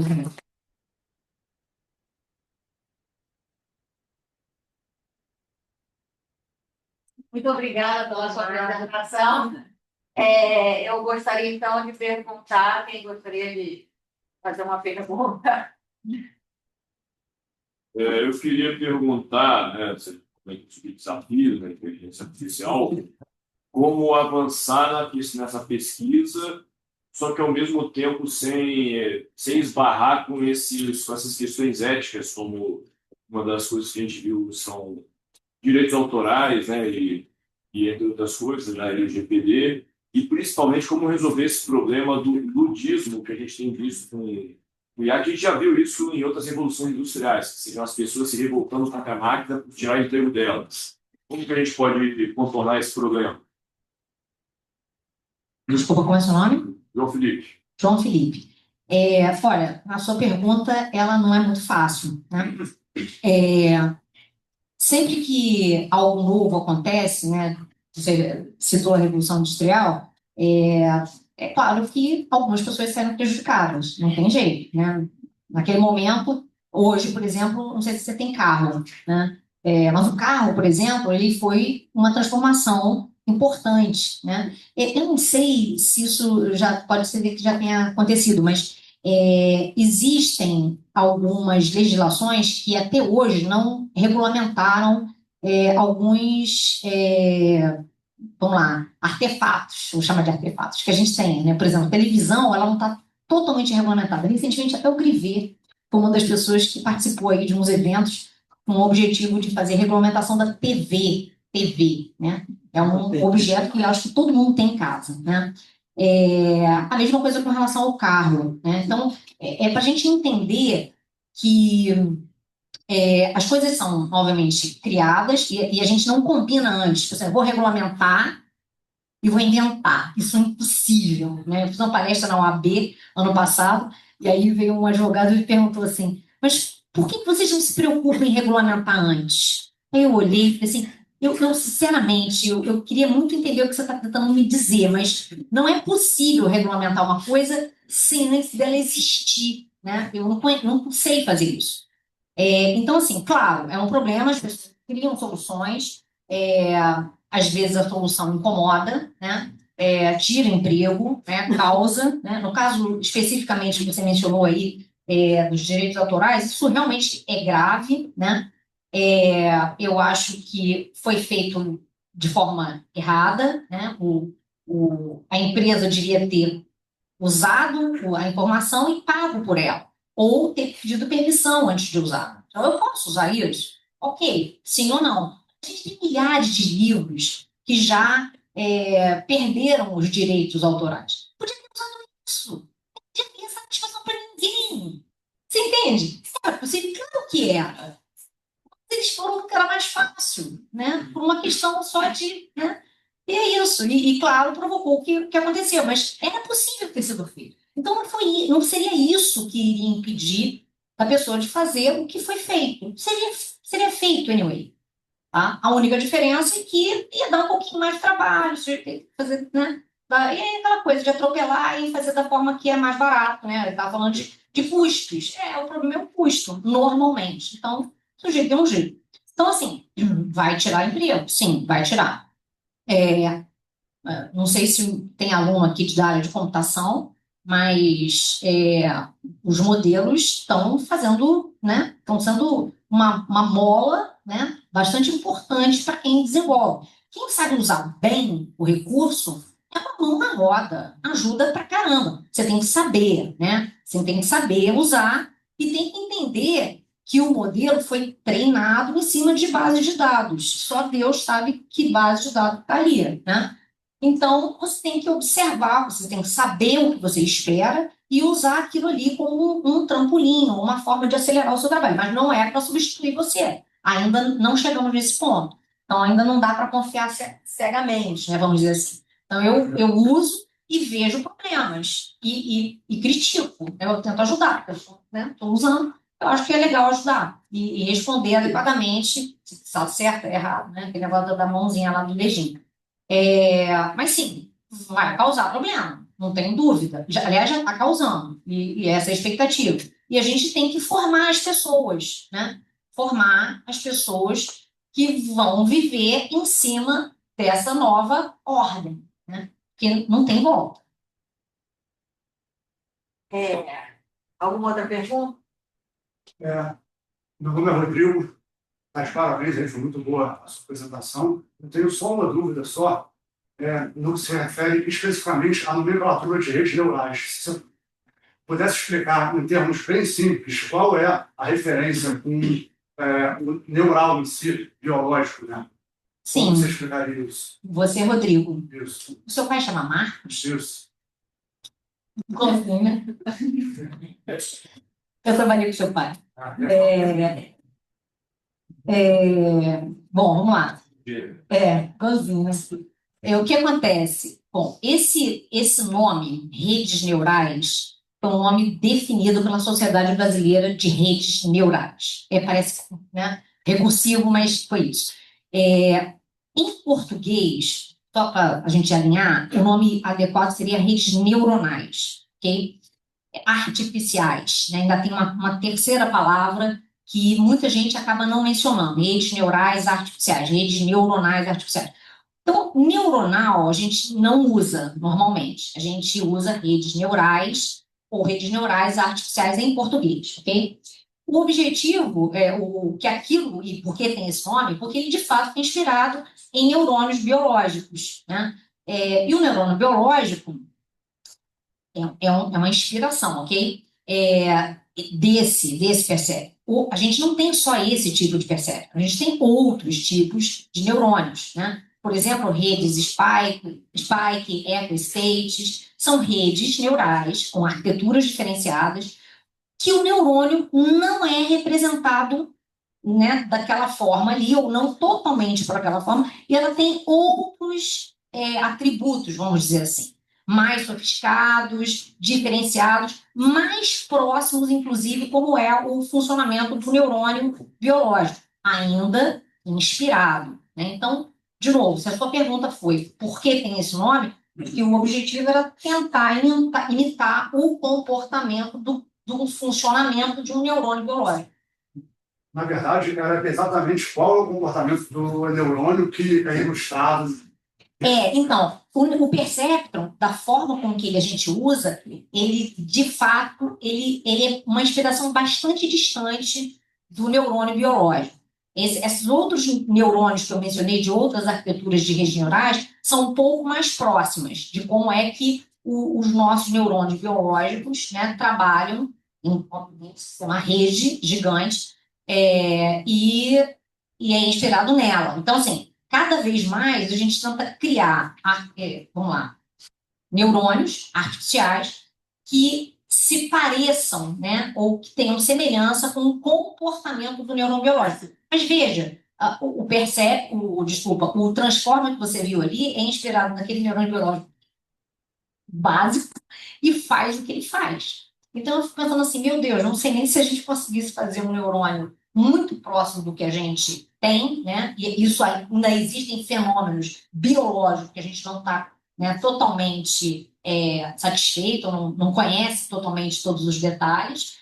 Então, eu acho que assim, com isso a gente já alcançou um patamar bastante importante e significativo na tecnologia, mas eu acho que não parou, e é isso aí, tem muita tese de doutorado, né, para rolar, né? Então vão aparecer outros neurônios, certamente. Obrigado. Muito obrigada.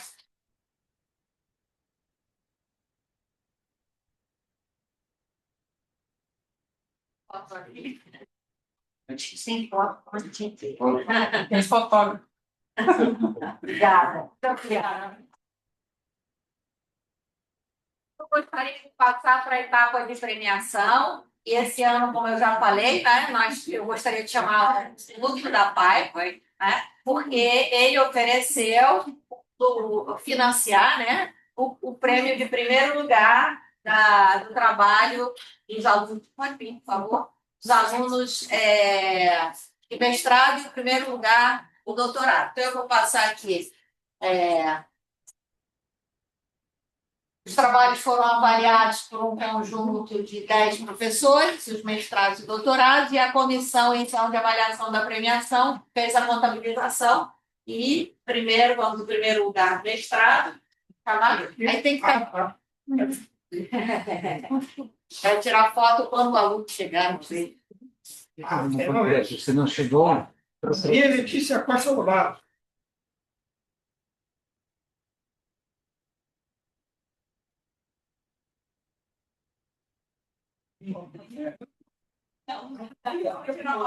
Qual o programa de pós?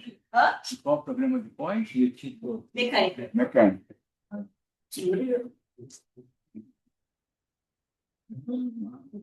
Eu vou até ler aqui, porque eu já escrevi. A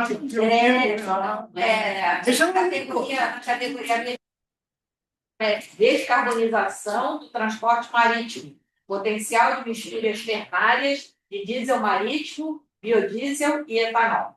Parabéns.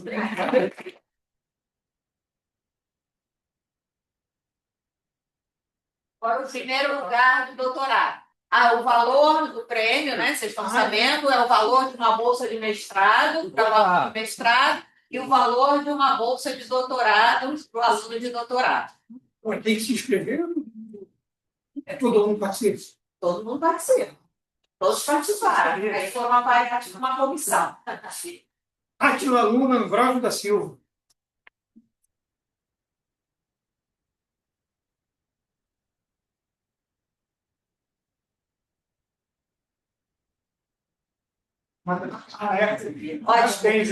É do Departamento de Matemática, o trabalho é Physical Symphony, né? Orquestrando redes neurais, utilizando a física como instrumento. Parabéns.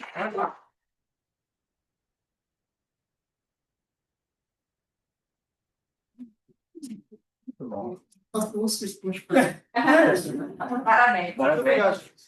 Agora nós vamos premiar o segundo lugar. É um valor de meia bolsa de mestrado para os alunos de mestrado, meia bolsa de doutorado para os alunos de doutorado. Eu gostaria então de chamar o Godoy, José Marcos Godoy, agora eu consegui, né? Aprendi o nome para entregar o prêmio primeiro do mestrado.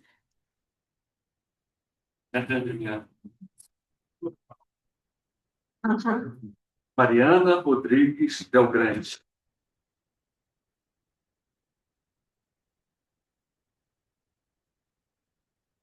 Muda de densidade de carga em dispositivos dossiê e sedimento de iônios. Né? Sedimento de O departamento do programa de física.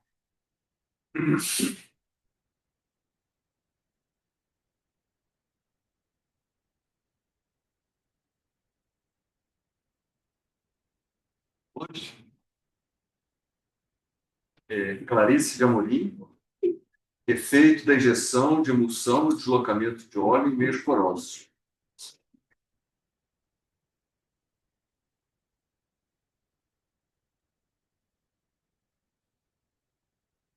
Engenharia mecânica. Sim. Departamento de engenharia mecânica. É caso livre.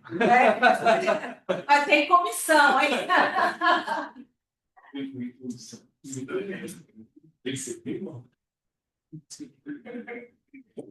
Muito obrigada.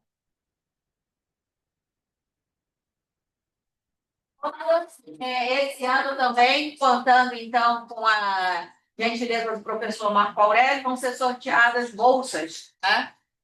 Para o curso de especialização. Eu tinha visto o Marco Aurélio aí, ele está aí.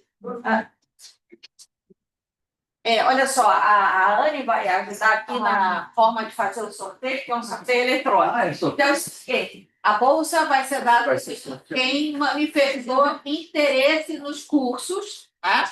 E serão sorteadas 2 bolsas para o mestrado e 2 bolsas para o doutorado. Então, os inscritos foram cadastrados. E aqui é muito moderno para mim, né? Certo? Mas esse sorteio aqui é um sorteio eletrônico. Não sei nem como é que Não foi treinado. Foi treinado. É uma região. Eles são uma região. Mas aí você dá um... olha, como foi informado, né? O trabalho é sorteado, tá? E se o apresentador é quem deseja o curso, sim, mas se for um colaborador do trabalho, não pode ser professor, que quer fazer o curso também vai. Você podia dar aquela instrução, aquela informação. Esses cursos de especialização, né, são pós-graduação lá do Censo, são essencialmente de inteligência artificial. Eu fiz nesse Intelligence Master, que é um curso que tem desde 2007 aqui na PUC. E é um curso que tem 2 anos. É um curso denso de inteligência artificial, mas acessível, tranquilidade para qualquer formando, né? Qualquer pessoa da... E o outro é visão computacional. Esse de 18 meses. E esses cursos são oferecidos algumas vezes ao ano. Ou seja, nesse momento, acabou de começar uma turma no dia 12 de maio, do BI Master. E do Visão Computacional ainda não tem previsão neste ano. Isso é um problema, de certa maneira, de mercado, né? Não dá para oferecer toda hora, porque não enchem as turmas. Então, se o sorteado quiser fazer o Business Intelligence Master, quiser ingressar agora, só perdeu 2 aulas, não tem problema nenhum. Se quiser esperar o Visão Computacional, e se quiser fazer um outro, viu, Ângelo? E nós estamos lançando um novo curso, que é o Inteligência Artificial Generativa e Modelos de Grande Linguagem. Esse curso foi aprovado recentemente, vai ser lançado para iniciar em agosto. Esse é um curso mais curto, 12 meses, focado em modelos de LLM. Quem preferir esse, também pode ser.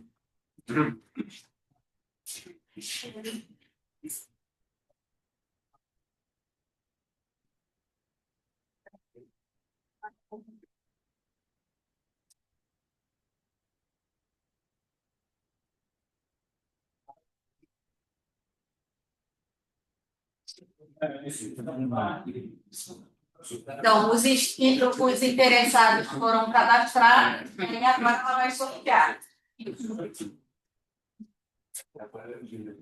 Agora é o mestrado. Mestrado.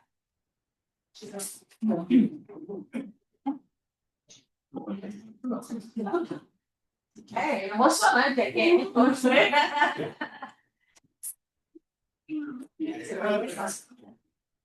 São 2? São 2. Não, já estavam escolhidos. Já. Então, Alexandre Augusto, Olho Ren e Mário David Carvajal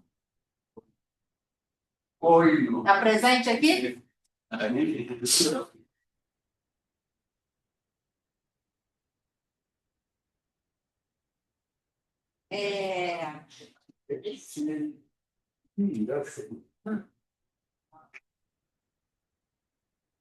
Você é o Mário. Mário. O Alexandre não está aqui, não? De onde é? Não. Não, de onde é? Aí, Peru. Eu Ok. apareci só também. Obrigada. Isso é seu. Parabéns.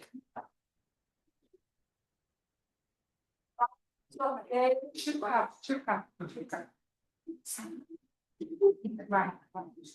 Sorteio. Sorteio. Vai ser mais.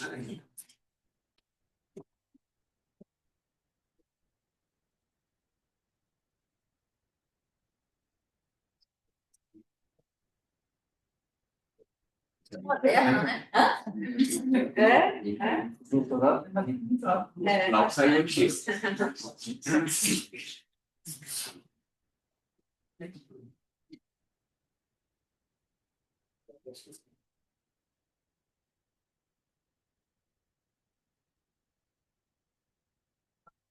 Ah, 3, 2, 1. Sorteando. Tudo bem, puxa.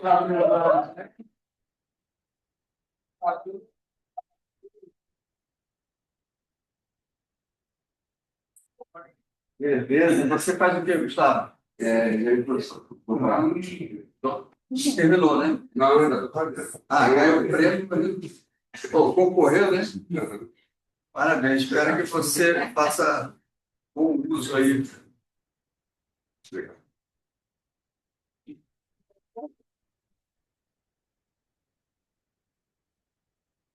Você faz o quê? Beleza. Parabéns. Aí.